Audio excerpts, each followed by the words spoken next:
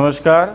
आज का हमारा टॉपिक है भारत में उपभोक्ता वस्तुओं का विपणन। वास्तव में भारत में जितनी भी उत्पादित वस्तुएं हैं उनका विपणन कैसे किया जाता है, इसके बारे में हम आज चर्चा करेंगे। तो सबसे पहले बात करते हैं उत्पाद की। तो उत्पाद का मतलब है उपभोक्ताओं के उपयोग के लिए जो भी आवश्यक सामग्री उनकी पूर्ति के लिए औद्योगिक इकाइयों द्वारा उत्पन्न की जाती है उसे हम उत्पाद कहते हैं। जैसे सामान्य रूप से हम कह सकें तो घी, तेल, अन्य कपड़ा, साबुन, इस तरह से जितने भी वस्तुएं हैं वो सब उत्पाद की श्रेणी में आती हैं। या ऐसे कह सकते हैं कि व्यक्तियों तथा घरों और परिवारों के उपयोग में जितने भी वस्तुएं उपयोग होती हैं वो सब उत्पाद की श्रेणी में आती हैं। अब बात आती है कि ये कितने प्रकार की होती हैं। ये वास्तव में 3 प्रकार की होती हैं और इनके फिर अलग अलग प्रकार और बताए गए हैं। सबसे पहले है प्रारंभिक वस्तुएं, जो वास्तव में केवल औद्योगिक इकाइयों के लिए ही प्रयोग में आती हैं। प्राकृतिक वस्तुएं वास्तव में हमारे धरती, हमारे आकाश, हमारी पर्यावरण से प्राप्त होती हैं और वह वास्तव में हमारे प्राकृतिक उपयोग, औद्योगिक उपयोग के लिए ही केवल प्रयोग में आती हैं। दूसरी है निर्मित वस्तुएं। ये वस्तुएं प्राकृतिक भी हो सकती हैं और औद्योगिक भी हो सकती हैं।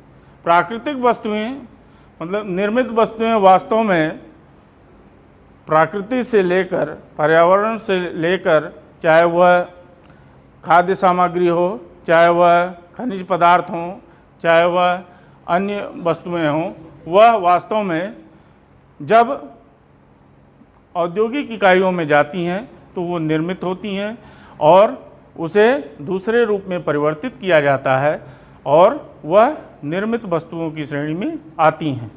अब उसमें कुछ वस्तुएं उपभोक्ता के उपयोग के लिए होती हैं और कुछ वस्तुएं औद्योगिक उपयोग के लिए होती हैं। उपभोक्ता के लिए जैसे हमने पहले ही बता दिया कि उपभोक्ता के लिए आपको जीवन स्तर को सुधारने के लिए जो भी वस्तुएं वो उपभोक्ता प्रयोग करते हैं उन्हें हम उपभोक्ता संबंधित वस्तुएं कहते हैं। अब बात आती है कृषि से प्राप्त वस्तुएं।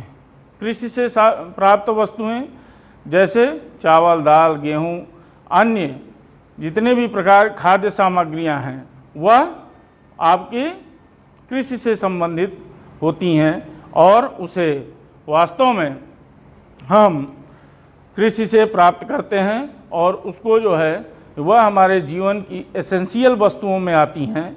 बिना उसके एक मनुष्य को जीवन का निर्माण या जीवन नहीं जी सकता है, इसलिए उसे हम आपके कृषि से संबंधित वस्तुएं कहते हैं। अब बात आती है कि इन वस्तुओं को हम कैसे विपणन या उसे कैसे हम उपभोक्ताओं तक पहुंचाएं, तो उसके लिए विपणन की क्या विधियां अपनाई जाती हैं। तो वास्तव में हम सबसे पहले विपणन के बारे में समझें। विपणन वास्तव में है क्या? विपणन वह प्रक्रिया है जो वस्तुओं के उत्पन्न से लेकर उपभोक्ताओं के उपयोग तक निरंतर प्रयोग में आती हैं, अर्थात उसमें निरंतर चलने वाली प्रक्रिया है। वास्तव में विपणन के लिए सबसे पहले वस्तुएं निर्मित की जाती हैं, फिर निर्माण के बाद उन वस्तुओं का विकास किया जाता है और फिर उन वस्तुओं के विकास के बाद उसकी पैकिंग की जाती है। पैकिंग के बाद उसकी प्राइसिंग निर्धारित की जाती है। प्राइसिंग निर्धारित करने के पश्चात उसके ब्रांड निर्धारित किए जाते हैं। ब्रांड निर्धारित के पश्चात उसका मूल्य निर्धारित या उसके जो है वितरण के लिए वितरण माध्यमों का प्रयोग किया जाता है और उन वितरण माध्यमों के पश्चात आपको वो वस्तुएं किसी माध्यमों के आधार पर अपने उपभोक्ताओं तक पहुंचती हैं और उपभोक्ताओं के लिए जो वितरण माध्यम है वह तीन आपके सामने हैं, दो तरीके के हैं, प्रत्यक्ष माध्यम और दूसरा अप्रत्यक्ष, डायरेक्ट और इनडायरेक्ट। डायरेक्ट माध्यम में आप ये समझ सकते हैं कि निर्माता या उत्पादक वह वस्तुओं को तीन तरीके से अपने उपभोक्ताओं को पहुंचाने का प्रयास करता है। पहले घर घर संपर्क करके, डोर टू डोर मार्केटिंग करके, अर्थात वस्तुएं ले जाता है, वस्तुओं को जो वास्तव में विज्ञापित नहीं हो सकती हैं उन वस्तुओं को आपस में घरों पर जाकर उस वस्तुओं की आवश्यकता, उस वस्तुओं की ज़रूरत, उस वस्तुओं के प्रयोग करने के लिए जो नीतियां हैं या नियम हैं या किस तरह उसका प्रयोग किया जा सकता है उसको बताने का यह कार्य करता है। यह बहुत ही कठिन कार्य होता है। इससे हमारा संपर्क बहुत ही कम घरों में हो सकता है और हमें उनको विस्तार रूप से नहीं दिया जा सकता। दूसरा, डाक के माध्यम से वस्तुओं का विपणन किया जाता है। डाक के माध्यम से कुछ ऐसी वस्तुएं होती हैं जिसको हम डाक के द्वारा उन उपभोक्ताओं तक वस्तुओं का प्रयोग पहुंचाने का कार्य करते हैं। वर्तमान समय में आपके जो ई माध्यम हैं या ई मार्केटिंग के माध्यम हैं उसका प्रयोग किया जाता है, जैसे अमेज़न, फ्लिपकार्ट और ढेर सारे ऐसे माध्यम का प्रयोग किया जा सकता है। तीसरी बात आती है कि निर्माताओं की फुटकर दुकानें जो उपभोक्ताओं के लिए, वहाँ से उपभोक्ता वस्तुएं अपनी आवश्यकता के लिए जो भी वस्तुएं हैं उनको क्रय करते हैं।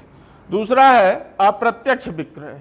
अप्रत्यक्ष विक्रय में फुटकर विक्रेता उपभोक्ताओं या उपयोगकर्ताओं को पहुंचाने का कार्य करते हैं। फिर उसके बाद आता है थोक विक्रेता। थोक विक्रेता से फिर फुटकर विक्रेता वस्तुएं प्राप्त करते हैं, उसके बाद उपभोक्ता तक वस्तुएं जाती हैं। और तीसरा जो माध्यम है वो एजेंट के माध्यम से होता है। एजेंट के माध्यम से वस्तुएं थोक विक्रेता के पास जाती है, थोक विक्रेता से फुटकर विक्रेता के पास जाती है और फुटकर विक्रेता से आपके उपभोक्ता तक जाती है। बस आज का टॉपिक यहीं ख़त्म करते हैं, फिर नेक्स्ट टॉपिक। धन्यवाद।